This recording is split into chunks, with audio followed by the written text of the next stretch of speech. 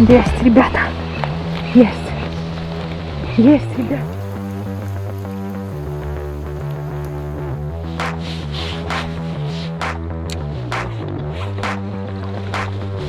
Есть. Есть, ребятки, рыбка какая-то есть. Видели поклевочку, ребят?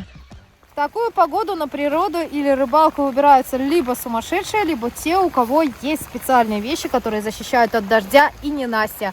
Поэтому я хочу сделать сегодня обзорчик вот такого снаряжения компании Fintrail, обладателем которого я стала в недавнем времени.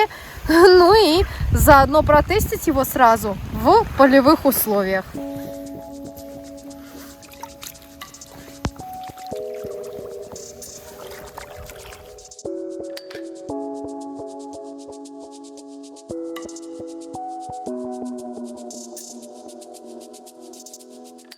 Водостойкость куртки 17 тысяч, паропроницаемость 7 тысяч, уровень защиты высокий. Ткань, которая используется при производстве, это трехслойная мембрана Hardtex.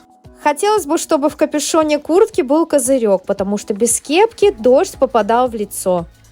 Капюшон куртки пристегивается с двух сторон на кнопки, а также фиксируется на молнию. В капюшоне предусмотрена регулировка плотности в двух плоскостях. Одна в шейном отделе, вторая на затылке. А вот здесь сзади я нашла вот такое вот колечко. Я не знаю, для чего оно, но для чего-то оно, наверное, есть. Молния на двух собачках. Молнию защищает клапан, который закрывается на магнит, и две кнопки сверху и снизу. Здесь внизу на куртке можно найти еще два колечка, которые симметрично расположены с двух сторон. Одна слева, вторая справа. Сюда можно что-то повесить, что-то вроде дополнительных аксессуаров на страховочные, например, ремни. Это может быть подсад, щипчики, ножнички, что-то такое, что вам может понадобиться в ходовой рыбалке, либо на природе, в походе и так далее и тому подобное. На груди есть два кармана. Один слева, второй справа. Никакой, смотрите, проклеечки здесь нету.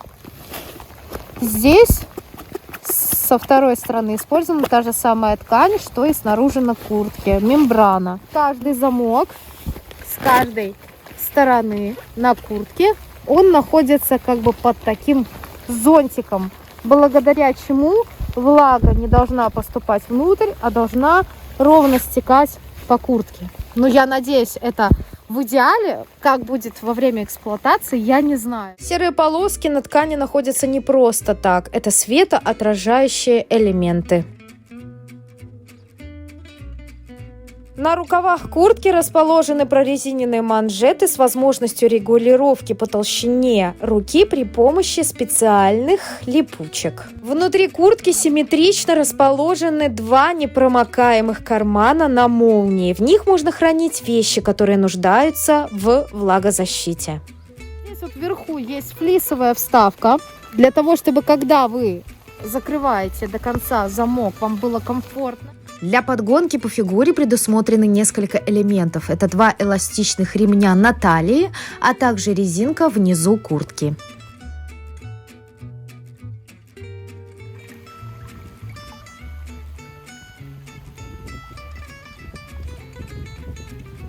Комплект поставки вейдерсов включает чехол для транспортировки, защитный чехол для телефона и ремонтный набор.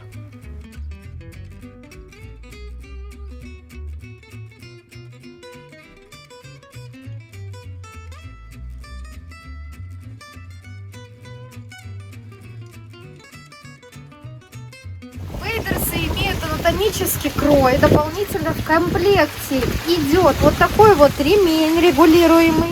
На вейдерсах, как и на куртке, есть световозвращающие элементы, а нижняя часть вейдерсов выполнена с минимальным количеством швов из прочной четырехслойной ткани с мембраной. Эластичные подтяжки оснащены замками, которые открываются путем нажатия и точно так же легко закрываются. Сами подтяжки регулируются в соответствии с ростом владельца.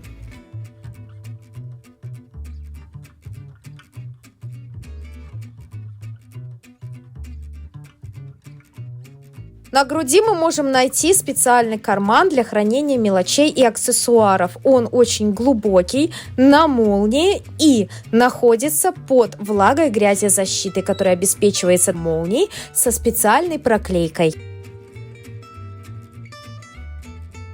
Внутри на груди прячется еще один карман с влага- и грязезащитой. Он на молнии. Внутри я нашла еще два маленьких лястика с двух сторон. Они предназначены для подвешивания и сушки вейдерсов. А здесь на видео вы можете увидеть качество проклейки самих вейдерсов, а также то, как прошиты все швы. Внизу на вейдерсах вот такая вот штучка металлическая, хлястик, который фиксируется за забродные ботинки.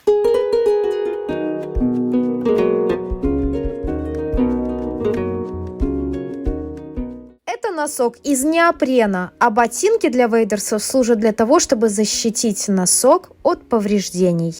Обязательно надевайте дополнительные носки, возможно, термоноски, какие-то теплые носки, потому что мне в одних носках холодно, нога замерзает после того, как я зашла в воду. Вейдерсы показались очень легкими, подошва сделана из резины, а внизу протектор, который не сохраняет в себе грязь. При производстве используются специальные материалы, синтетическая кожа, которые должны защищать ваши неопреновые носки от порезов и повреждений.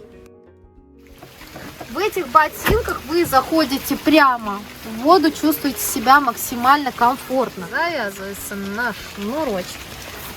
Оп. И закрывается.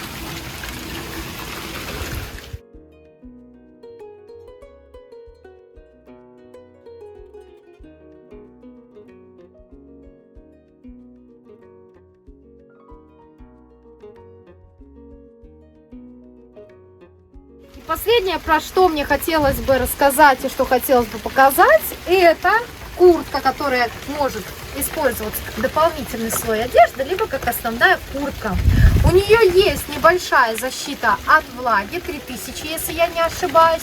Она дышащая и защита от ветра. Есть капюшон. Этот капюшон не отстегивается. Одевается он вот так. Внутри можно нащупать мягкую, приятную на ощупь флисовую подкладку, которая должна согревать. Снаружи на куртке есть кармашек, теплый кармашек и два кармана глубоких по бокам, тоже теплых. Как видите, здесь флисовая подкладка, которая будет согревать руки в ненастье. Куртка застегивается на вот такую вот молнию с одной собачкой. Внутри флисовая подкладка, согревающая, приятная на ощупь. То, что нужно. Я люблю флис. Флис теплый. Есть дополнительный глубокий карман.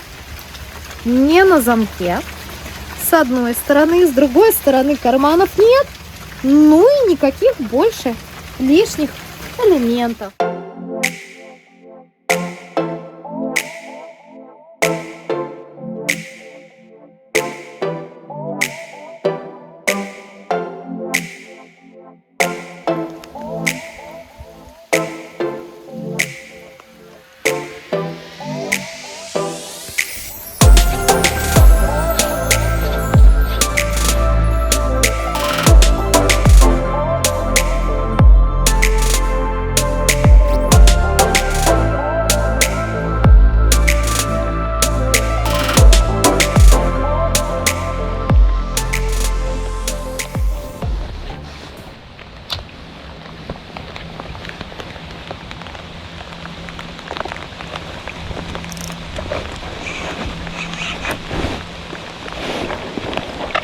Есть, ребята. Есть. Есть, ребята. Есть, ребятки. Есть, рыбка. Сошла. Сошла, ребята.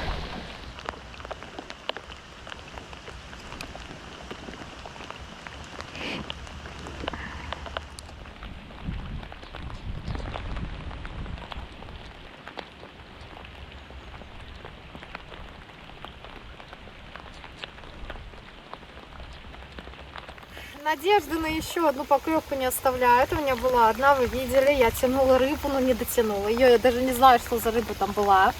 Потом я оторвала эту колебалку. В Эйдерсах я сходила на противоположную сторону, забрала свою колебалку, вернула ее. И сейчас иду вниз по течению в надежде на то, что все-таки будет поклевка. Я вам покажу рыбу обязательно. Ходим, бродим.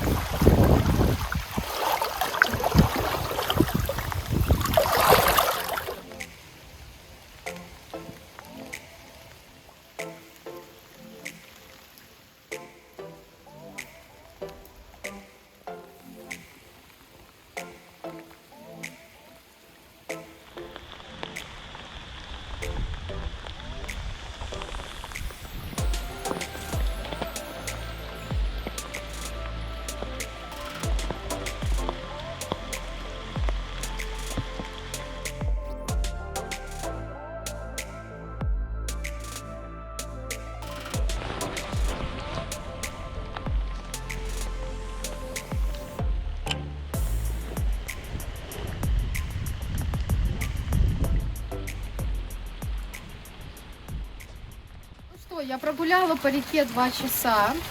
У меня немного замерзли ноги, когда я находилась в воде, потому что река очень холодная и вода в ней, но при движении ноги сразу согревают. Чтобы вы понимали, посмотрите, насколько сильный дождь и какая у меня мокрая стала вот эта вот сумка.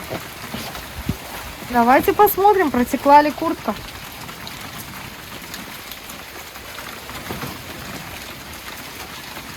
Ну что, ребят, куртка нигде не протекла. Посмотрите по мне. По-моему, я везде сухая. Если бы был чуть-чуть подлиннее капюшон, то у меня бы намокла бы и кепка. Но как есть, так есть. И главное, что ножки после вейдерсов остались тоже сухие, но холодные.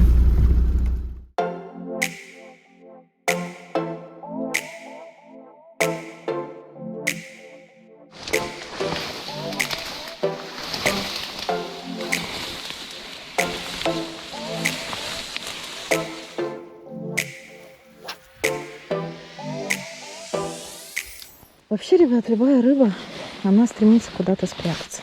Какая-то в траву, какая-то в ямке, какая-то держится каких-то коряжек, береговой линии, корневой системы деревьев. Поэтому большая часть вашего успеха при ловле хищника, любого белого, не белого, она заключается в том, чтобы вы тщательно изучали места ловли, понимали, где она может, рыба эта, находиться, ну и, соответственно, забрасывали туда свои приманки.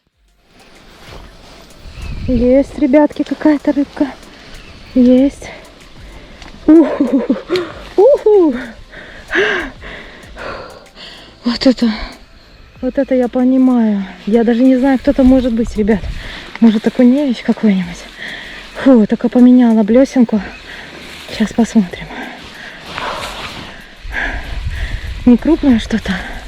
Ну что-то так сопротивляется. Ай-яй-яй. Ай-яй-яй. Ай-яй-яй. Ай-яй-яй. Ай-яй-яй. Ай-яй-яй. Ай-яй-яй.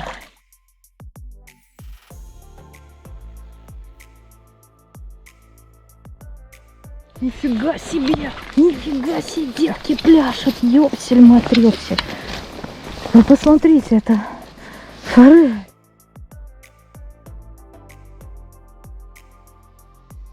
Обалдеть, ребят, никогда не думала, что могу здесь поймать форель. Я даже не ожидала. Офигенно. Давайте ее отпустим. Ну, я думала, все может быть, но не форелька. Пока, малышка. Видите, смена места принесла рыбу.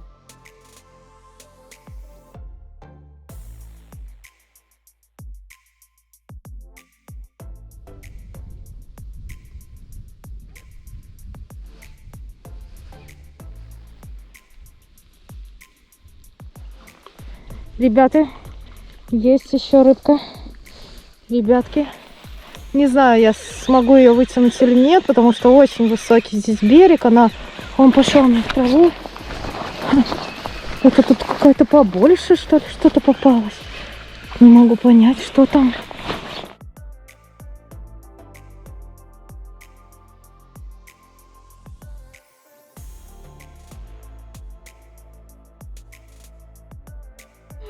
Пеструшка снова, ребята. Слушайте, ну, наверное, это из-за колебалки вот этой вот, а у меня ничего такого другого сегодня с собой и нет. Я не знаю, что приносит мне такую рыбу. Может быть, это просто такие блесна, потому что я люблю блесна ручной работы. У меня Максима Копцева блесна наши, они самые лучшие. Поэтому, может быть, и клюет такая редкая рыба. Потому что куда ни поеду, везде меня преследуют вот такие вот редкие экземпляры рыб. Смотрите, какая она длинная, пеструшечка. У нас в Беларуси она занесена в Красную книгу. И ее обязательно надо отпускать, если поймали. Уважайте природу, уважайте реки, на которых рыбачите. Вот. И такую красоту отпускайте. Многие показывают обзоры. Как они их показывают? Они просто показывают и рассказывают то, что они видят. А вы можете увидеть, как я испытываю ветер. Кроме того, что вейдерсы и куртка от костюма водонепроницаемые, как я уже потестила, я выделила для себя еще один огромный плюс. Плюс того, что в специальной одежде вы можете перемещаться вот по таким вот кустам, не бояться промокнуть, не бояться поколоться крапивой, колючками, вот, и безопасно проходить от одной точки до другой ловли. Так необходимо, особенно для спиннингистов. У нас в Беларуси много вот таких вот небольших речек. Вот. К сожалению, с годами все реки становятся все уже, меньше. И все меньше рыбы в них остается.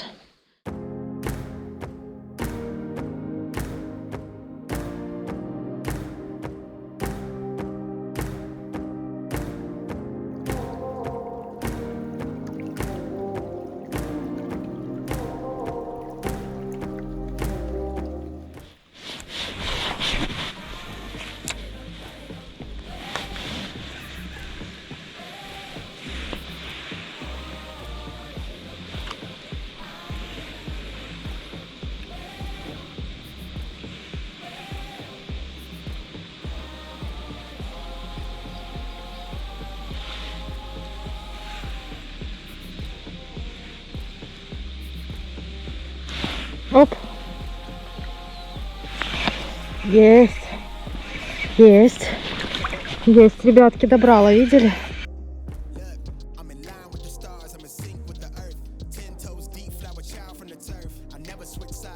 Прям со струи, ребят. Небольшая, но сейчас посмотрим, кто тут у нас. Опа. Но добрала. Вот такая вот красота.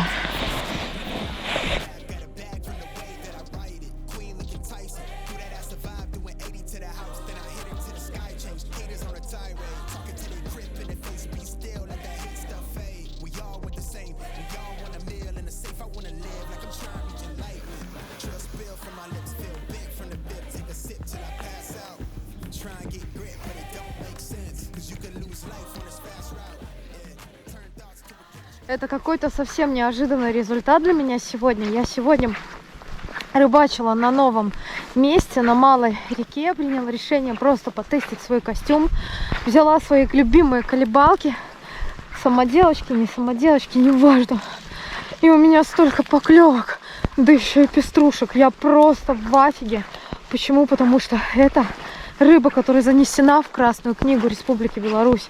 Я реально не ожидала, потому что на такие блесна я могла увидеть голавля, я могла увидеть хищника, я могла увидеть вообще любую рыбу. Но получается так, что у меня клюнула она. Я не понимаю, почему она меня везде преследует, но вот так вот получается. Если вам нравятся такие видео, обязательно подписывайтесь на мой канал, ставьте лайки, оставляйте комментарии, следите за обновлениями. Всем ни хвоста, ни чешуи. Берегите природу. Пока.